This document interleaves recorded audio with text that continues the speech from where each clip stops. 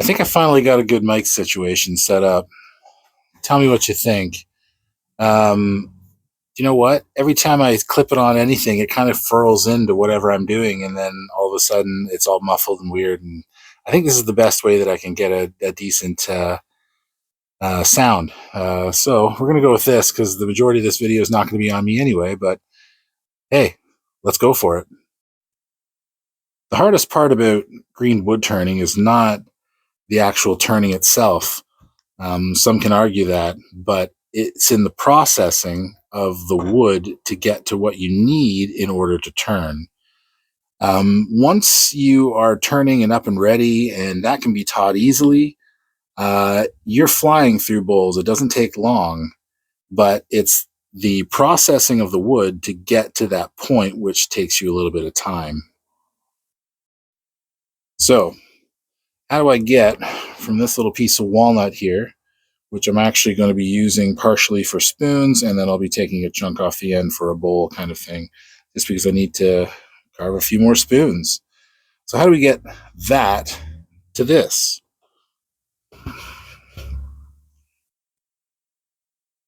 Look at that. While we're inside, there's a little bit of rain. So these are a couple of Osigi style bowls, Korean soup bowls, and they're made out of cherry. I just recently finished them. They have an Osmo finish. I think it's the 3576 Osmo finish, and they're completely waterproof, so I wouldn't care for poor brain on these guys. Anyhow, how do you get this from that? Well, I've already started the process. So once you kind of go ahead and split a couple of logs, what you're looking for is something about, well, hopefully half the log, getting rid of the pith, as much of it you can gain, and then trying to get, a couple inches thick. And then it comes down to getting it to this shape, more or less. Now, the bowl doesn't have to be lined up this way.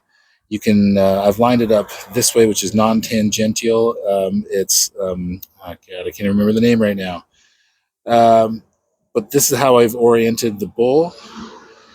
And once you get it to this way, you split the log, get rid of the center pith, and you see it's a little bit off. This looks a little bit sloped more because that's the natural shape of the tree. Well, that's all going to come down to shaping with the axe. So that's what happens.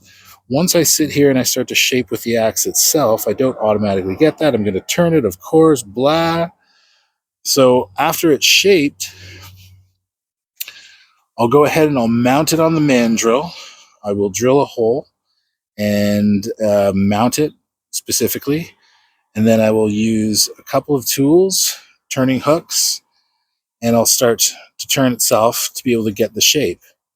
Now, once the shape is complete and this guy's coming to its end, I just have to go in there a little bit further. It's pretty thin near the bottom. Actually, I can go a little bit deeper. And then I'm going to break this or snap the core off. And you can see it's a little bit loose too, like it's ready to snap off. So once it's snapped, all I'm going to do is carve back there off, and then carve whatever material is left on the inside off. And then it's going to sit and dry for a few days, typically about a week. And then once it's dry, it's going to sort of lose a lot of moisture within the wood, and it'll start to sort of warp a little bit over time, depending on how fast or how slow it's drying. So usually mine take on a bit of an ovular shape, but I'm fine with that because I knew that going into green wood turning, and I don't mind it. So after that's done and broken off, then I'll finish it with some oils, let it cure for a couple of days in a heated, controlled environment. And then after that, voila. Now I'm still learning myself, so my transitions can be better. But through understanding and the help of a lot of different people, you'll be able to get at least a discernible bowl shape, and you can see how ovular mine are actually starting to become these days. So what's going to happen? This pup right here, brand new walnut billet. Let's see what I can do. Well, I hope it's going to be the best angle for this, because I ain't doing it twice. All right. So this is the roughest part. I'm going to speed this up a little bit so you guys aren't subject to the entire thing. But essentially, this is all I'm going to do. I'm first going to sort of take off all the way around on an angle a bit, just to help myself out a little. And then I'm going to come back around, and the grain is running this way. What I'm going to do is I'm going to start to cut down into it towards the end grain, and then I'll turn it over and cut down into it towards the end grain again, and then on the exact other side as well. Once that's done, I'm going to go back over the back again and just make it so it kind of slopes upward a little bit into a bowl shape. And that's it. So, time to speed this up.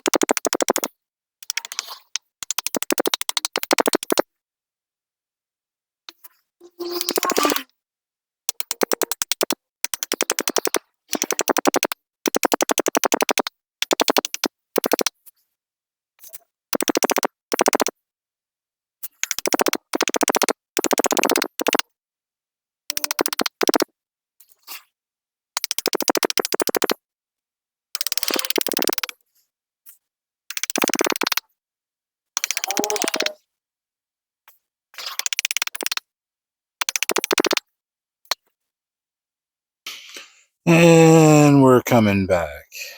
So, after that little fast forward performance there, and just doing little things like just taking the edge off a little bit, you have to apply pressure. Now, I should be leaning it up against something like this, but I don't have that kind of rest yet. So, I'm planning on making a newer chopping block when my wife and I make some bigger moves kind of thing, which is very shortly. So stay tuned for that. Anyhow, you can see that it skids all over the place. It moves even when you're wedging it up here, which you're supposed to do kind of thing, which I would be on the opposite side, holding it back. You're always holding the bowl in very weird angles. Your hand starts to hurt after a little while, and trying to make sure your fingers are away from the blade itself, but you're getting the most for the least, most impact, most material removed, and you're not totally winding yourself. To myself, that is so much harder to be able to start from a log like this,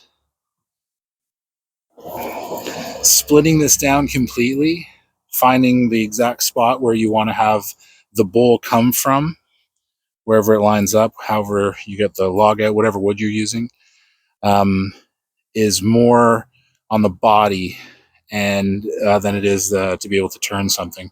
So you split this off. You've got bark to remove. You've got the actual side of the log to process down, and then you have to figure out whether how you want to orient it. So you have to figure all that out in advance. Once that happens, and you finally cut out, you draw your circle and you cut it out. you're ready to go. That whole process, what you just saw me do, takes quite some time. It's not easy, and it takes some dexterity and practice. This wasn't overnight that I learned how to do this. But once you get it, you understand it. This is how the bowl is mounted. Again, this is called the mandrel. I drill a hole in this guy right in the center, and then I smack the mandrel in, and the bowl is ready to mount. Once I go ahead and mount it and make the cords taut, the drive cord, so I can start doing this, it doesn't matter if it's off kilter or if the centers aren't exactly perfect, you're still getting the same motion as to what you need, and the way you'll turn is going to adjust to the wobbles or to the inaccuracy of all of this. You can see the bowl is very symmetrical. It just went with the way this was mounted. So all I need to do is just down in there, I need to just cut a little bit further and it should be over. So let's see.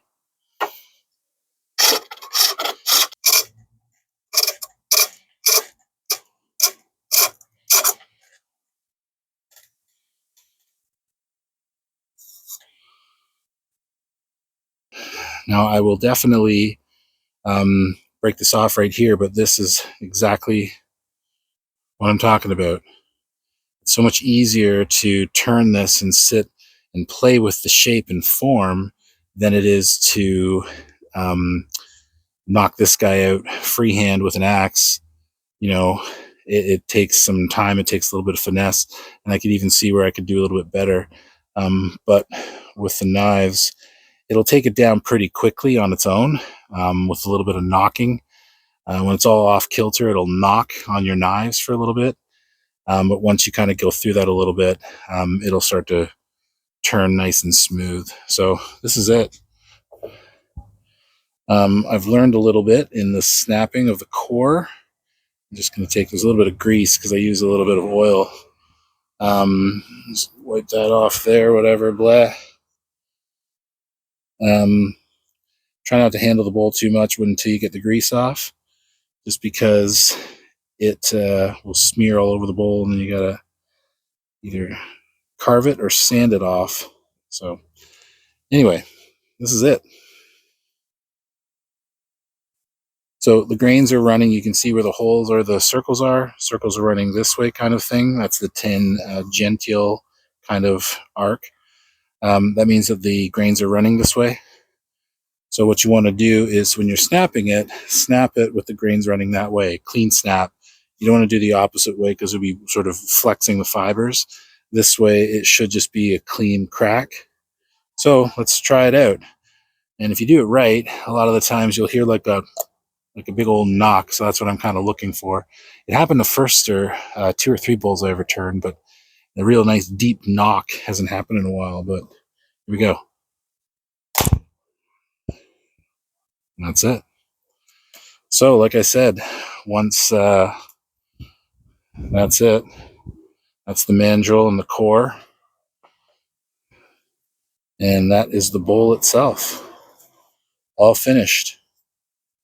So one more time, that actually is very clean because it's right down near the base. I just have to sweep over top of it and smooth out the bottom, and I'm laughing all the way. And that's very small as well too. So very little work to do. And it's taken me a few bowls to be able to get that. But anyway, that's it. That's all. I hope that everybody learned a little something. It's not the turning that's the hardest part about all of this. It's the processing leading up to the actual turn itself. Once you're able to master the processing part by hand, you can expedite it, like I was talking about earlier with the bandsaw, or just practice. Continual practice safely to be able to get to the final product, to be able to turn, is pretty dang rewarding. And that bowl that I just turned, which is sitting outside right now, I'm pretty happy with it because some of my original bowls are very thick, very chattery. The transitions were horrible. I mean, I could sit and talk about it, and most people are just like, what the hell, what? Like, you just feel it once you start to do it. Now, as you know, you turn a few, and you get into it, you can see where you want to smooth it out and shape it a little bit more, and make it just flow really nicely. And then I haven't even gotten into embellishments and actual decoration of the bowls yet. I've painted a few, but that's it. There's so much more to come. So if you like what you see, then please help me grow this channel. I'm going to be putting out more. Like I said, just very busy at this time in life, but I still have the availability to be able to do this. I love it, not going anywhere. So, yeah, ask some questions below. Please subscribe, help me grow the channel. And again, I'll see you guys next time.